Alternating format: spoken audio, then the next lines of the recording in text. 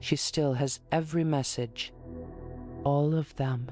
From the first hello to the last one she ever sent. The one that took her 20 minutes to write. Because she wasn't sure what words to use for something like that. She has them saved on a phone she no longer uses. In a drawer she no longer opens. 263 days of conversation.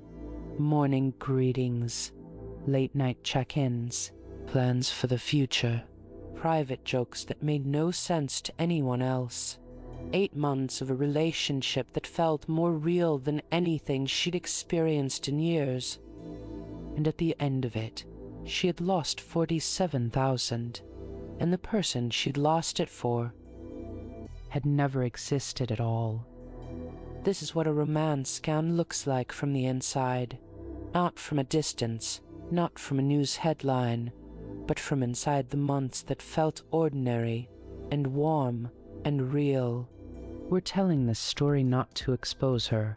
We're telling it so you understand exactly how it happens. Because understanding it is the only protection that actually works. Her name was Carol. She was 61 years old. She lived alone in a 2-bedroom house in suburban Ohio. The same house she'd shared with her husband for 24 years before he passed. That was 3 years earlier. The grief had settled by then, but the quiet hadn't. Carol's days had a shape to them. Coffee at 6:30. The news. A walk if the weather allowed. Worky. She managed billing for a dental practice. A job she'd held for 11 years. Home by 5. Dinner, television, bed. She wasn't unhappy. She was careful not to be unhappy. She had friends, a sister 2 states away, a son who called on Sundays. She went to church on the 1st and 3rd weekend of every month. She was, by any external measure, a woman who had rebuilt her life quietly and well. But there were stretches of evening, long ones, where the house was simply still, and in that stillness, she sometimes thought, this is the rest of it. This is what the rest of my life sounds like. She wasn't looking for anything when she joined the social media platform. She'd done it for her granddaughter, to see photos. That was all. Step 1, the first contact. The message arrived on a Wednesday.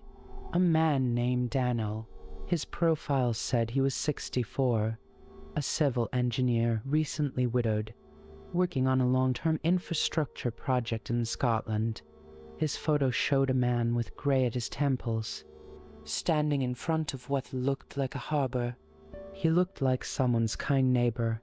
He looked like someone you'd trust immediately. I saw your comment on a friend's post and it made me smile. I hope it's okay that I reached out. It was a small thing. She almost didn't respond. Step 2, the connection builds. But she did respond, and he wrote back quickly, thoughtful, warm, unhurried. He asked questions about her life, real questions. He remembered the answers and brought them back in later messages. He told her about his daughter in college, his late wife, his faith, his loneliness.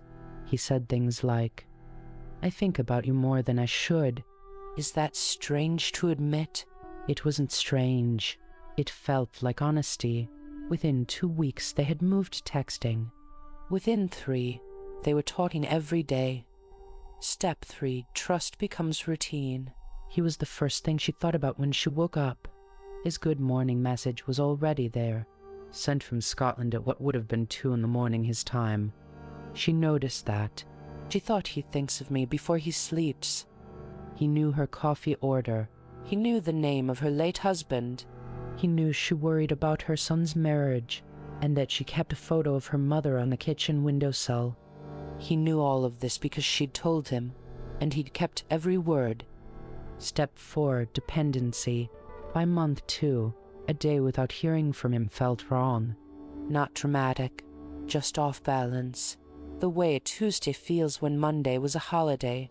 She had reorganized her evenings around their calls. She'd started cooking more. because he'd mentioned he liked hearing about what she was making. She told her sister about him. Her sister was cautious. Harold said, I know it's unusual, but he's different. Step 5. The imagined future. He talked about coming to Ohio when the project ended. He had a specific timeline, 8 more months. He described the town he'd lived in before, a suburb of Atlanta, and said he thought it wasn't far from a place she'd mentioned wanting to visit. He said, I keep imagining us there. She kept imagining it too. She didn't say that, but she thought it every time they hung up. And now, looking back, and she has looked back many times, with the particular cruelty of hindsight, she knows exactly when it started.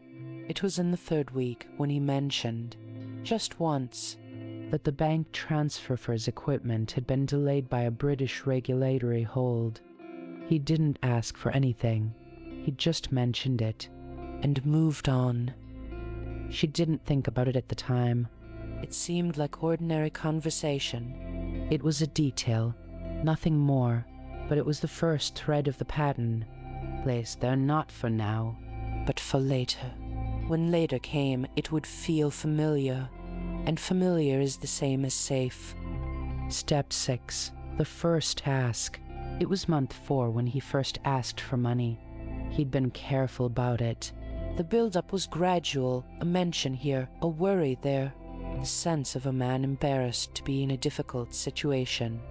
His daughter's tuition payment had been rejected because of a flag on his foreign account. The university wouldn't wait. It was 1,800. He'd pay her back when his wire cleared, probably within the week. I wouldn't ask if I had any other option. You know that about me. She did know that about him. That's what it felt like.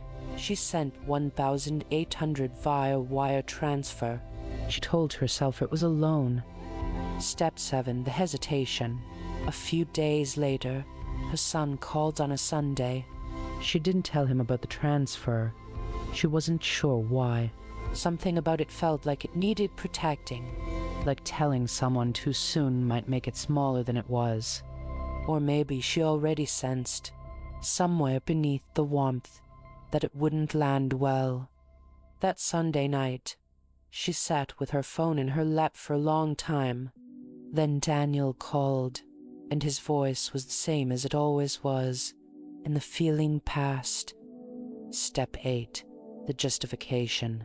He paid her back 3 weeks later, not the full amount, 1,200 of it, with a long message explaining the delay and his frustration with international banking. He was mortified. He said it multiple times. He promised the rest would follow. It never did. But the partial repayment did something important. It made the first transfer retroactively real. Something real can be trusted again. Step 9. Larger amounts. Month 5. A problem with the project's insurance documentation had frozen his payroll disbursement. His crew hadn't been paid. He was legally responsible. He needed 9,400 temporarily, or the project would be halted and he'd face breach of contract penalties. His voice on the call was tightly controlled. She could hear how much it cost him to ask. She had 62,000 in savings. She'd built it over 20 years.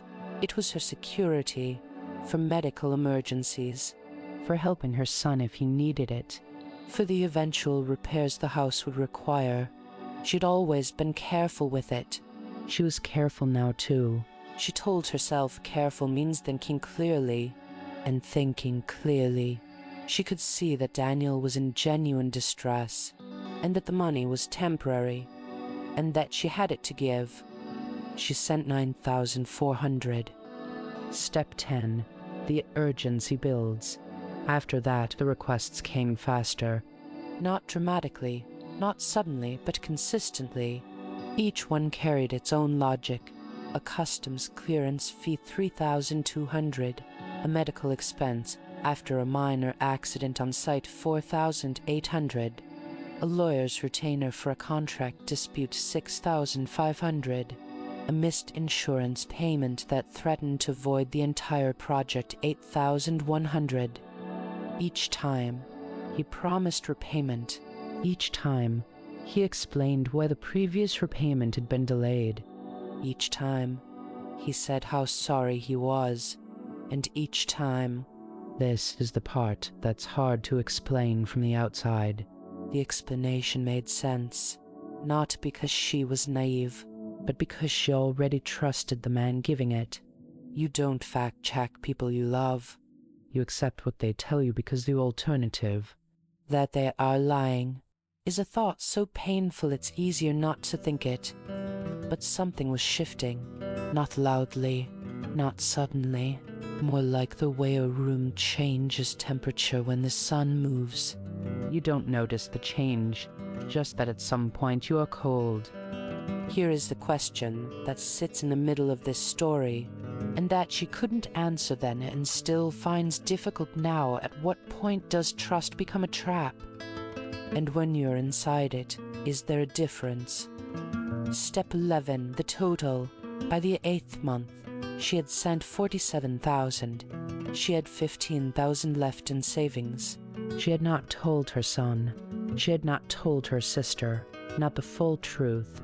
She had told herself, repeatedly, that when he came home, when the project ended, when he arrived in Ohio, all of it would resolve. The money would be returned. The story would become one they laughed about together. She was planning what to cook the night he arrived. It was a Tuesday, an ordinary Tuesday. She was at work, between patients, when something small happened.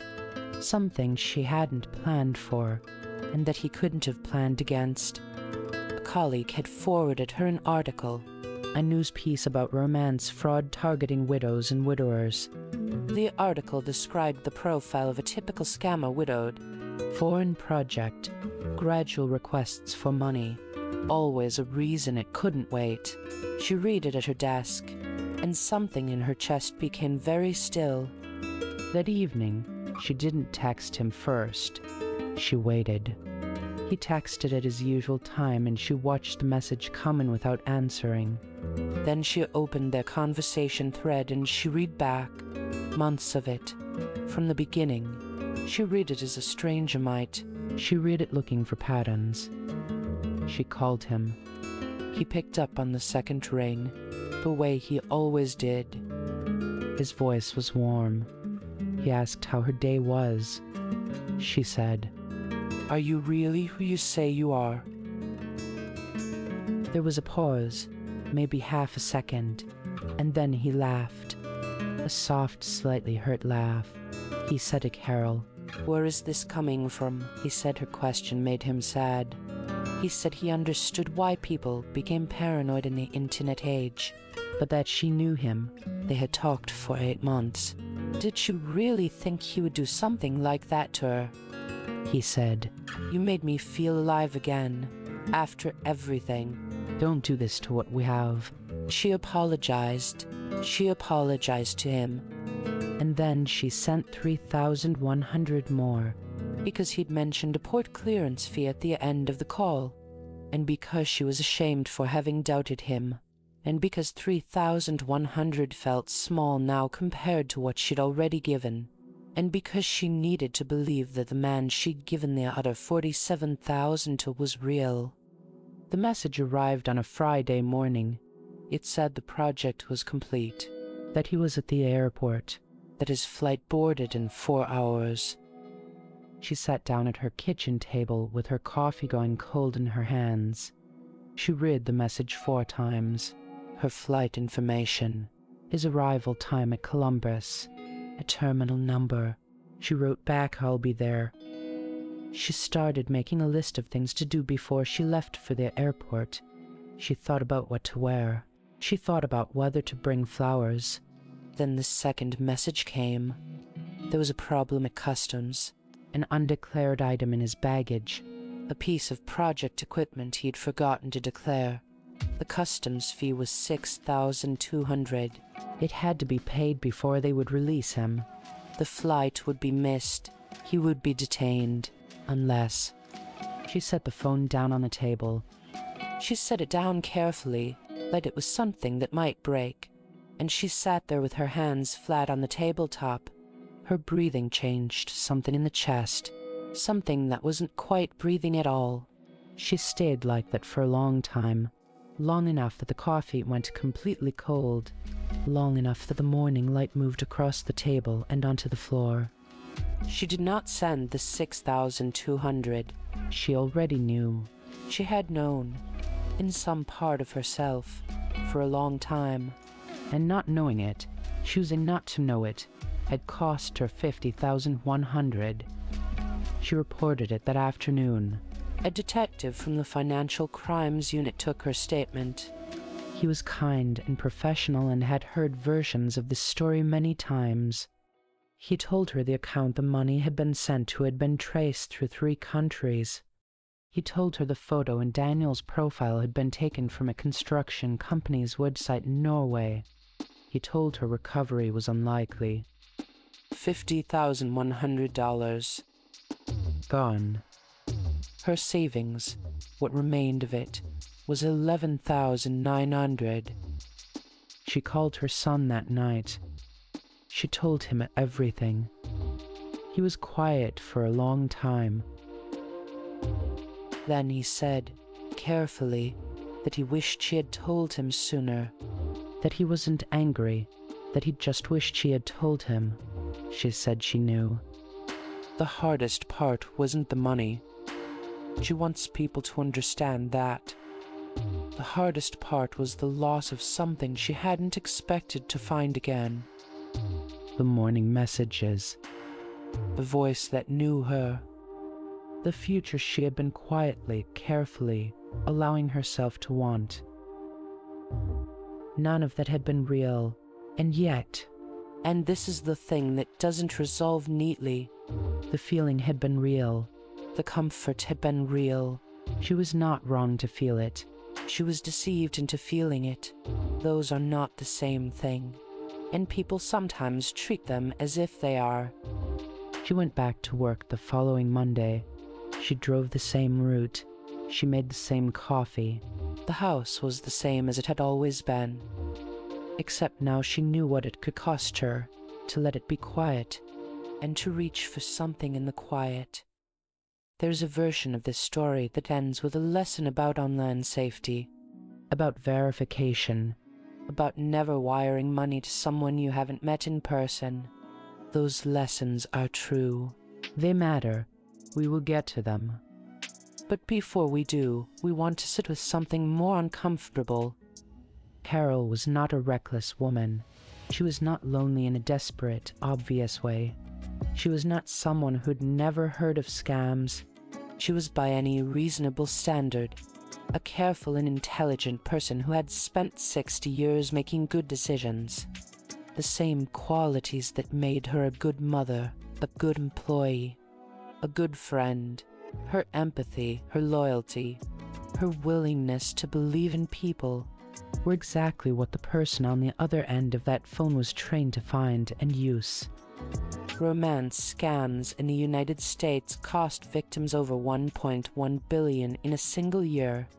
The average loss per victim is higher than almost any other fraud category. And the average victim is not who you picture. They are educated. They are middle class. They are often, like Carol, people who have already survived hard things, and who carry in them a specific kind of hope, the kind that has been tested and survived, and therefore feels earned. But hope is not a weakness. It is one of the most human things there is. The people who exploit it are professionals. They work in shifts. They have scripts. They know exactly which sentences to send at which point in the escalation. They are running a business, and their product is the simulation of intimacy. Knowing that doesn't make Carol's loss smaller, but it might make yours impossible. So let's talk about what actually protects you. First, if someone you've only met online asks for money, for any reason at any point, treat that as a signal, not an exception. Not because online relationships aren't real, but because the request for money is a pattern, and pattern recognition is the only tool that works in real time. Second, reverse image search their profile photo. It takes 10 seconds. If that photo belongs to someone else, a model, a professional from a company's website, a person from a stock photography library, you will know immediately. Daniel's photo was from a Norwegian engineering firm. It had been used in 4 other reported scams. Third, to tell someone. Not to get permission, but because the person outside the relationship can hear things you can't hear from inside it. Carol's sister had doubts. Carol knew she had doubts. She didn't ask what they were. Fourth, notice the pattern of asks. Emergencies that happen just when things are getting serious. Repayments that are partial and delayed. Situations that always require money and never allow for in-person alternatives. These aren't coincidences. They are a structure. And fifth, the most important one. If you think this could never happen to you, this is exactly how it begins. Certainty that you're immune is not protection. It is, in fact, one of the conditions that makes it possible.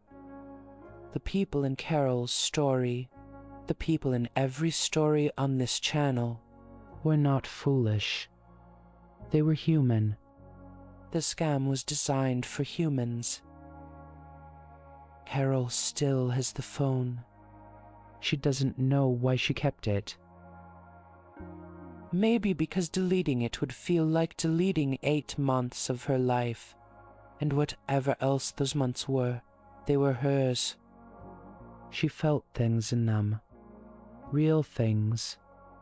That's not nothing. She rebuilt her savings over 3 years. Slowly. Carefully. The way she's always done things. She's at 38,000 now, and she's not in a hurry. She still walks in the mornings when the weather allows. She still drinks her coffee at 6:30. She still goes to church on the 1st and 3rd weekends. The house is quieter than it used to be. Or maybe it's the same, and she's just stopped pretending the quiet isn't there. Either way, she moves through it differently now.